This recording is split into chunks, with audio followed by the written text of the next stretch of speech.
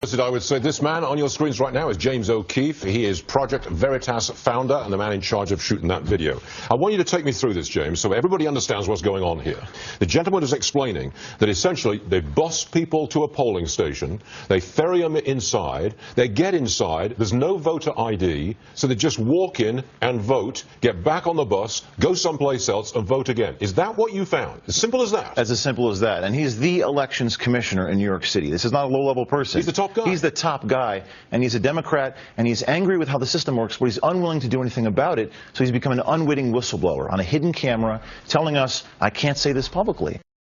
And by the way, before we get into all this, a week ago, the media back-to-back, wall-to-wall about a sex comment made a decade ago. This is important stuff. This is the elections commissioner talking about a rigged election. This should be wall-to-wall on every media station, but it's not. Okay, but when they walk into the polling station, there is no request, no sign, where's your address, or nothing like that at all. You walk in and you pull the lever, that's it. That's it. You don't have to ask for ID. In fact, we did some reporting. We went in a burqa.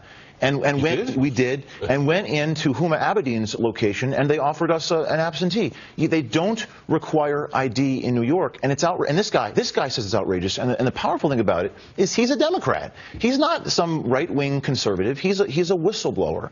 It's unbelievable. Have you any idea, any understanding of the extent of this? Just in New York City, where you were doing that taping. I mean, are we talking hundreds of people, hundreds of votes several times over, thousands? Any idea? He says thousands, and New York. There's been some reporting in the past. New York Inspector General did find dead people's ballots were offered out to anybody in Brooklyn. There's been a lot of voter fraud.